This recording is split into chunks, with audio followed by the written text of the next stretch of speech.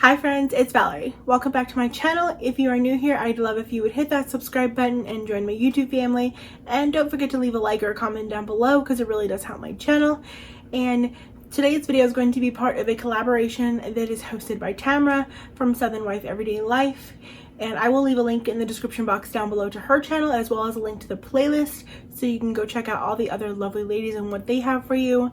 The cookbook that I'm going to be using today is going to be this instant cooking book from the Six Sister stuff.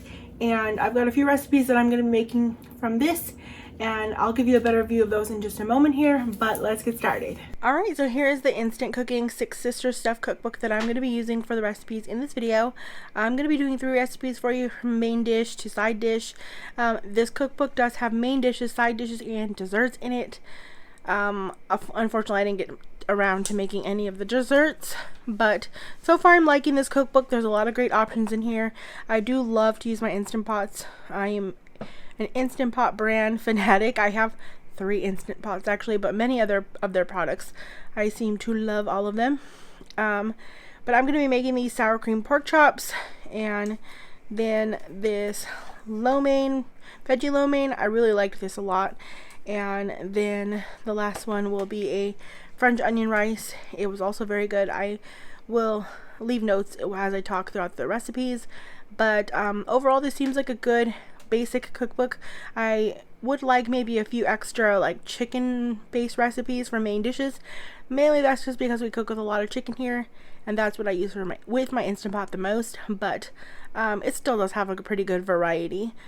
And let's just get to these recipes. This is a super simple recipe. So to the Instant Pot liner, I'm adding in 2 cups of white rice that I went ahead and rinsed, and then I'm adding in 2.5 cups of water to that. And then you're just going to use an onion soup packet. This is a 1 ounce onion soup packet. Just going to go ahead and add that in there and then give it all a good stir. Now the recipe doesn't call for this, but when I make rice I tend to add a little bit of butter. So I added 2 pads of butter to that, and I'm going to place the lid on and cook that on high pressure for 7 minutes. And while that is cooking, I wanted a quick protein and main dish to go with this, so I just took a couple chicken breasts, heavily seasoned that with some Kinder's, the blend, the red garlic, and the Weber garlic parmesan seasoning. And once the 7 minutes is up and it's done, I'm going to go ahead and just hit the cancel button and quick release that pressure in there, and then just go ahead and fluff this rice up with, I just use the Instant Pot, like what comes with it, the little paddle for the rice. And then for those who are interested in what else I had with this, I just made some of this take and bake cheesy bread from Aldi that I got on a really great deal here, and then one of these pre-made roasted garlic chopped salad kits. And here that is all plated up. I really enjoyed this rice. I liked that I could make it in the Instant Pot very quickly, but it was not just plain white rice, like it had flavor to it. I'm going to be making this again, but in the future I think I'm going to, like, instead of using water, I'm going to use beef broth, or even like one of those Campbell's like French onion soup mix things, or cans, or like a beef consomme soup. I think that'd really amp up that flavor. For this one, I'm starting off by putting my Instant Pot on saute mode, and I'm going to add in 1 tablespoon of butter and then let that melt, and then I'm going to add in 1 onion that I went ahead and diced up, and I'm just going to go ahead and let that saute until the onions get nice and translucent. And then once those onions are softened, I'll go ahead and remove them from the insert and just put them in a separate bowl and set that aside. And then I'm spritzing my bottom of that with a little bit of oil because it was looking a little dry. And I'm adding in 4 pork chops that I seasoned with salt and pepper. And I'm going to go ahead and just brown these for 1 minute on each side.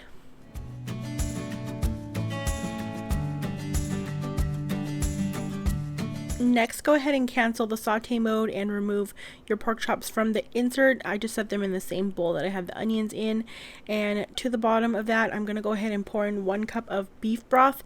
Now be careful here, it will steam up and you could get like a steam burn, but we want to go ahead and deglaze the bottom of this pan. Make sure we scrape all those nice brown bits up because those are going to give us all our flavor.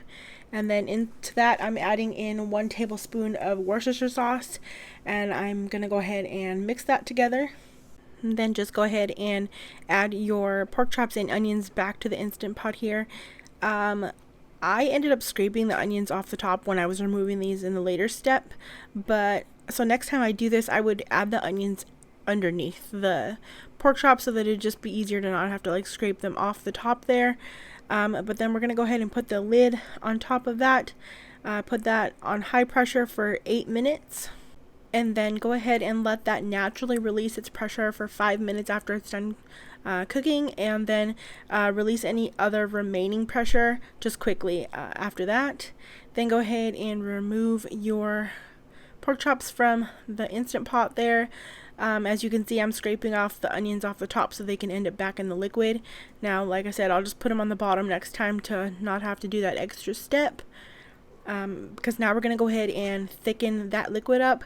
So to that, I'm going to go ahead and add in a teaspoon of cornstarch and just whisk that all in. This does thicken up some, but it doesn't thicken up as much as I'd like. I would have liked this more like a gravy, like a thicker gravy. So next time I'll either add an extra teaspoon of cornstarch or I will reduce that down. But then we're going to go ahead and add in a half a cup of sour cream and mix that all in with the whisk as well. So this is going to make that whole sour cream sauce. But like I said, I would like it thicker because I served mashed potatoes with this. Another thing is, if you need to salt this more, taste that gravy. You might want to add some of your own seasonings. See, I think it was lacking on some seasoning like salt and such, but like I said, I served this with mashed potatoes, so I served it with garlic mashed potatoes, and that really kicked up that extra flavor that I needed.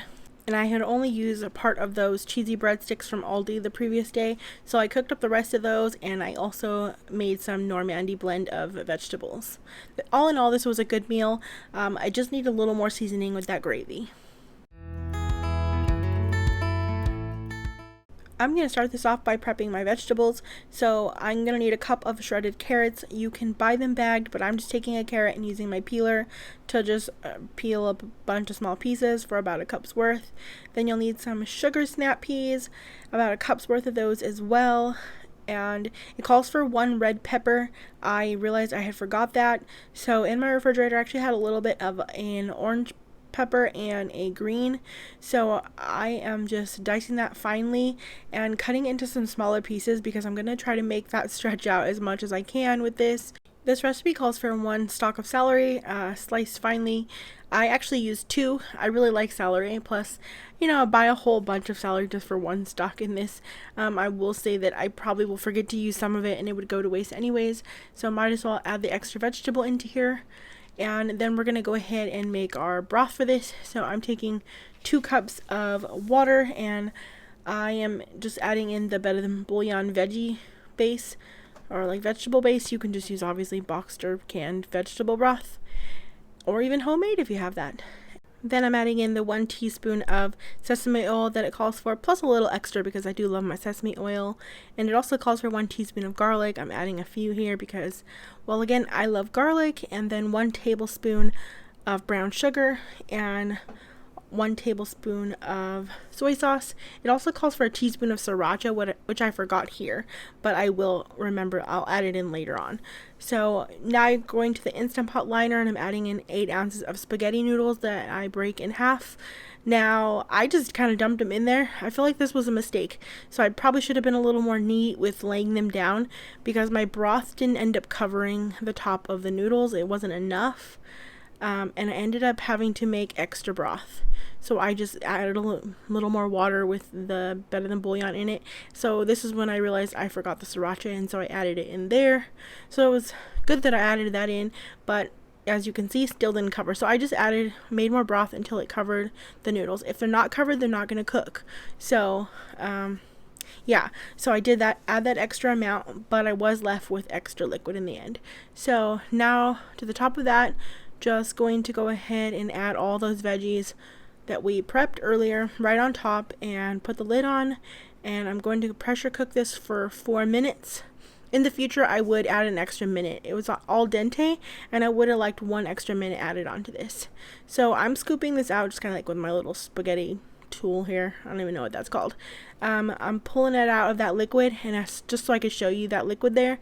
But the amount of liquid was about the amount of extra that I put in. So I feel like had I not had to do that, it wouldn't have had any extra liquid.